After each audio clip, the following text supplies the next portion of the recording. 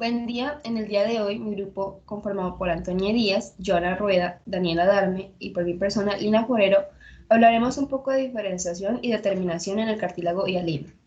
Explicaré un poco sobre determinación, pero antes de eso hablaré sobre en qué consiste determinación y diferenciación.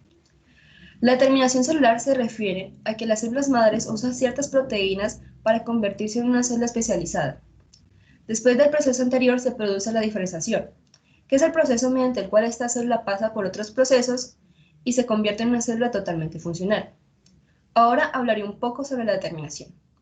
De acuerdo a un ensayo realizado en ratones silvestres, se puede observar que cuando los condrocitos se encuentran en las capas de descanso y proliferación expresan COL2-AL.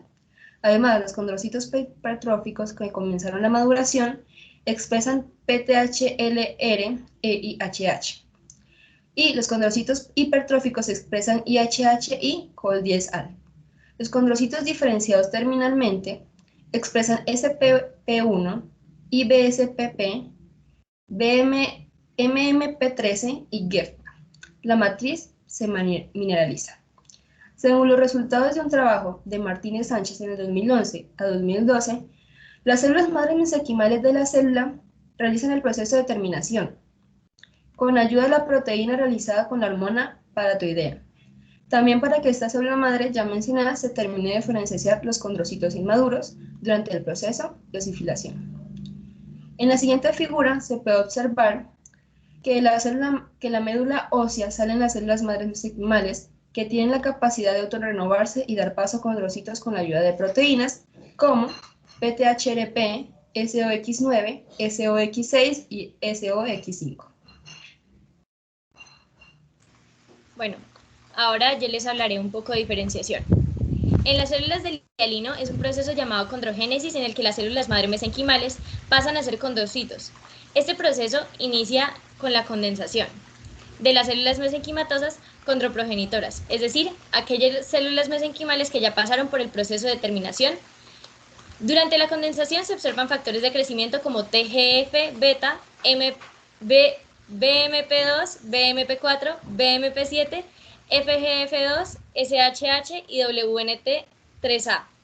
Y los componentes de la matriz extracelular que más se destacan son los colágenos tipo 1 y 2A, la N-caerina, la fibronectina y la tenasina. La condensación empieza con la unión del factor de crecimiento TGF-beta al receptor de la serina treonina y quinasa tipo 2, que al reclutar a la serina treonina quinasa tipo 1 activa las vías de señalización canónicas dependientes del SMAD, formando un complejo denominado SMAD234, que tiene como objetivo la activación de estas vías y la regulación génica, ya que el complejo SMAD234 se va a unir al núcleo de la secuencia de ADN GTCC-TAGAC, siendo regulada por el factor de transcripción SOX9. El proceso que le da fin a la condensación es la regulación negativa de la N-caerina por parte de las proteínas de quinasa activadas por mitógenos. La función de la N-caerina durante la condensación es agrupar las células mesenquimales en los llamados nódulos condrogénicos. Es por esto que una vez se regula su secreción, la etapa de condensación termina para dar continuación a la diferenciación. Bueno, entonces ya finalizando la etapa de condensación, se inicia la etapa de proliferación y diferenciación. Entonces, al inicio de esta etapa, la matriz extracelular es igual a la que se tiene en condensación, pero entonces los factores de crecimiento que influyen son diferentes, como lo son IGF-I, RANKS2 y 3, mientras que FG, F2, BMP 2, 4 y 7, pues se mantienen presentes.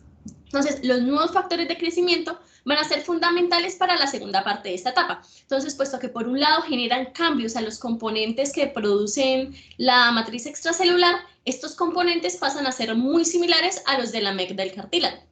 Entonces, como por ejemplo lo son el colágeno tipo 2 o pues el agrecano. Entonces, en el caso particular del RANKS2, este induce directamente la expresión de IHH que codifica para un grupo de proteínas que estimula la proliferación de condroblastos. Entonces, este gen también induce a la expresión de PTHRP, que más adelante va a ser fundamental para detener pues, la diferenciación celular. Entonces, una vez los condroblastos se forman, se empiezan a generar los componentes de matriz previamente mencionados. Entonces, por lo que empiezan a estar rodeados de esta y una vez están completamente rodeados, ya se ubicarían en las lagunas y pasarían a ser denominados condrocitos. Entonces, a esta etapa se le denomina diferenciación terminal. Entonces, durante esta, el complejo 2, 3 y 4 y el PTHRP inhiben al RANKS 2 y pues en caso de que esto no se hiciera, la diferenciación continuaría. Entonces, los condrocitos hipertróficos empezarían a segregar colágeno tipo X, MMP13 y HH. Entonces, esto llevaría a la formación del hueso. En la figura de la izquierda podemos observar los cambios en matriz extracelular y los factores de crecimiento durante la diferenciación condrogénica. Entonces, por ejemplo, en la fase de condensación podemos ver que la matriz extracelular se caracteriza por tener componentes como colágeno tipo 1, colágeno tipo 2A, N-caderina, fibronectina, tenasina, y tener factores de crecimiento como TGB, BMP2, 4, 7, FGB2, CHH, WNT3A. Ya en la etapa de proliferación y diferenciación, como es una etapa intermedia entre la diferenciación y la condensación, al principio los componentes de matriz extracelular son colágeno tipo 1, colágeno tipo 2A, N-caderina, fibronectina y tenasina, y después pasan a ser colágeno tipo 2B, colágeno tipo 9, agrecano, CDRAP y COM. Y los factores de crecimiento también cambian un poco. Entonces, por ejemplo, BMP247 y FG2 todavía se mantienen constantes, pero IGF-1 pues aparece.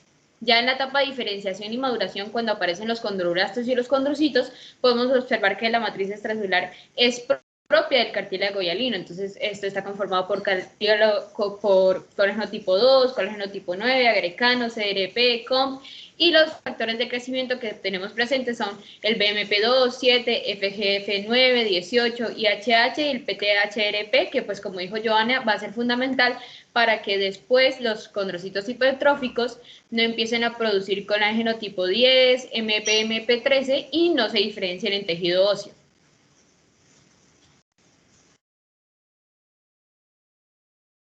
Bueno, en la segunda imagen podemos observar las diferentes zonas, siendo las que pertenecen al proceso de condrogénesis, las que de reposo, proliferación e hipertrofia. También podemos observar las zonas de calcificación y las zonas de osifilación. Muchas gracias.